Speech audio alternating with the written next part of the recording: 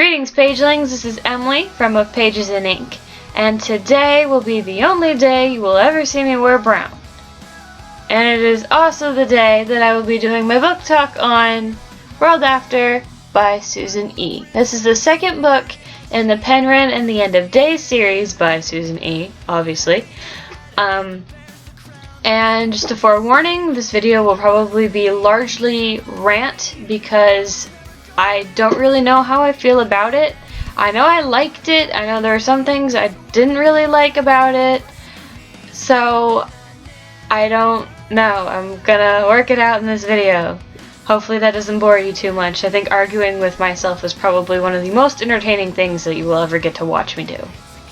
Yeah. Quick note before I start. In my last video at the end where I draw my next book out of a jar, I said that I was going to be doing my next book talk on Geek Girl, and after taking only a day to read it, like I read it in a day, which hasn't happened really ever probably, I decided that I wasn't going to do a book talk on it because I had done one recently, like pretty much either that day or the day before, and I just figured another one would probably send me into a I don't want to record things slump, like in that span of time, because setting these things up, and if you notice there's no backdrop behind me for this one, it takes some thought, and I try to make things match, like I've said. I decided not to do one.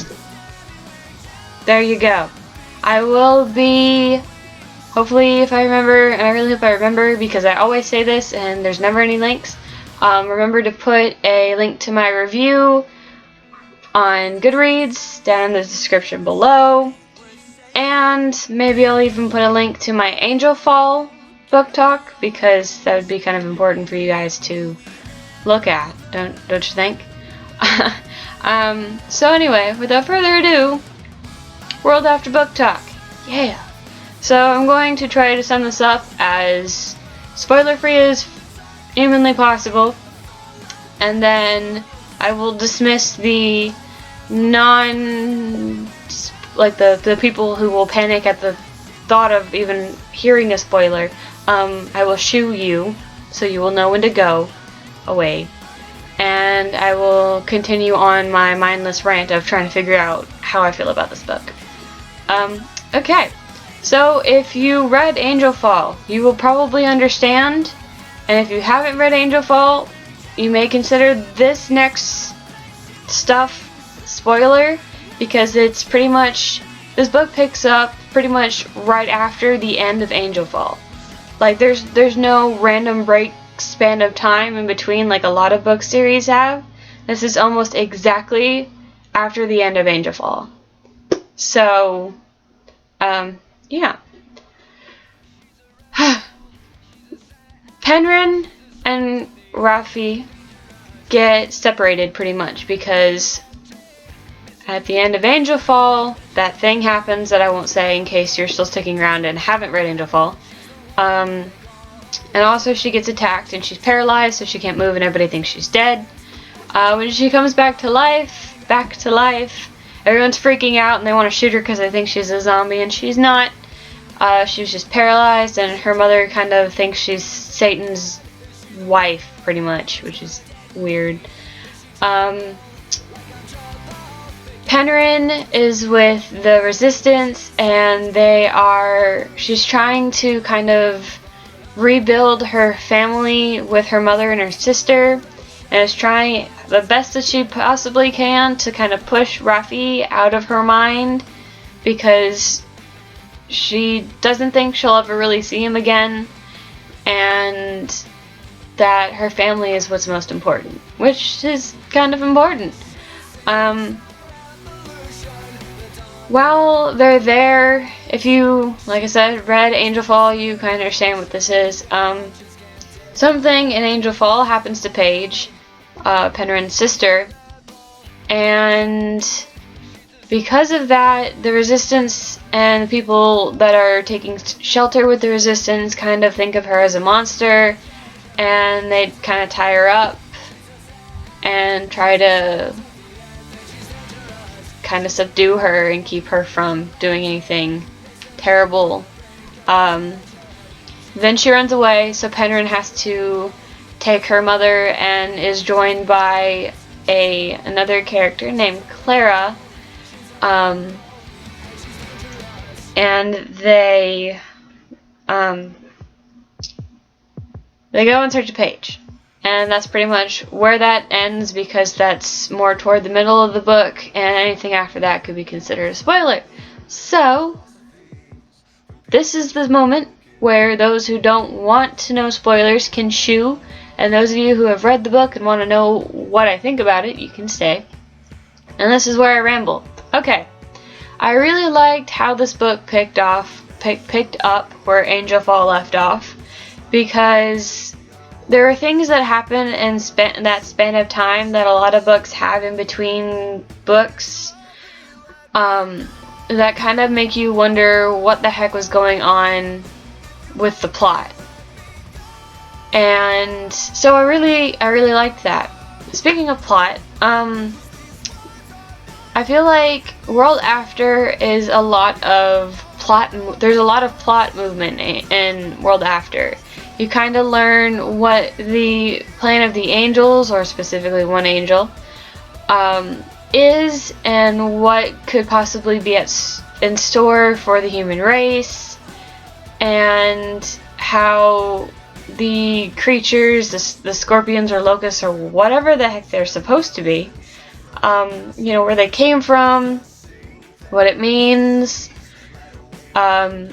and I'm really looking forward to End of Days, because I really kind of want to see where it goes. Character-wise, we don't see really much growth in any character except for maybe Paige, and even then it's not too much, because we see her at the beginning, and we see her at the end. And Rafi actually doesn't come in until very close to the end of the book. And that's a little weird for me, because he's a main character. He's not the main character, but he's a main character. You see him in glimpses, and there's actually this one part where Penryn is holding the sword, and she gets these flashbacks, and I don't really care for that part, because I don't see much of a point, except that it teaches Penryn how to use the sword. And I guess, Susan used it to show that Penryn didn't just wake up knowing how to use a sword. The sword shows her dreams where Rafi is using her, and that way Penryn develops these sword skills, but I was just not really a fan of the flashbacks. I do think my favorite scenes are actually towards the end, where Rafi and Penryn are in that house by the beach or something, and they're kind of back to their old chummy selves, and there's not very much romance in it, so if you were hoping for that, sorry.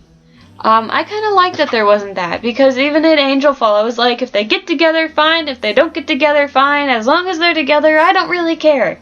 And that's kind of still how I feel about them.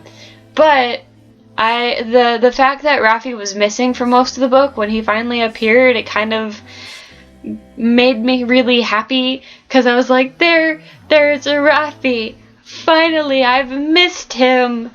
And just every little thing he did, I kind of felt like Penryn, like, oh my gosh, there he is. He's okay. He's learning how to use his wings, even though they're terrible. A, he can't wield a sword, because B, he can't be considered an archangel, and C pretty much means that everybody, angels, humans, everybody is out to get him, because he's got these giant demon wings. But yeah, so I was just really happy to see him. I liked the party. I liked how it kind of showed that Uriel may not have everything together that he thinks he does. And it's been quite a while since I've read Angelfall. I think it's been quite like a couple months. So the actual to-do about Angelfall, like I remember the plot, I remember certain scenes, I remember I loved it, but it's like there's some the feeling that I got when I was reading it just kind of was missing for a while because it's been so long. But when Rafi showed up, I quickly picked that back up, and I actually wanted to finish this last night instead of today, but I had to work really early this morning, and so I really needed to go to sleep or I was going to be like a zombie, and considering it would be my 4th day working at my new job, I really didn't want to be a walking zombie at work because that just wouldn't be good. I love how Paige has kind of evolved as a character. You don't get to see her really evolve, but I guess you kind of do, because at the beginning of Angelfall, when Paige is in her wheelchair and she's like this sweet tiny little girl, and you're so worried for her, and then you find out she's made into this thing and she can walk and she's got like metal on her teeth, and like they made her into this thing. And the only words that I think she's really said were Mommy and Renren, which is Penren and her mother. And she goes from saying like 3 things, which was hungry, Renren, and Mommy, to she still doesn't really say much, but at the end of the book when she attacks Belial, and it was just kind of like, girl, you have really kind of grown a backbone. And in a way, I think Paige had always had a backbone, but she was like the nice backbone. Like, she wanted to see the good in everyone, and then in Belial, she was just like, nope, you, sir, are just downright evil. There's no good in you. I will take some chunks out of your skin now. And that was awesome. Yeah.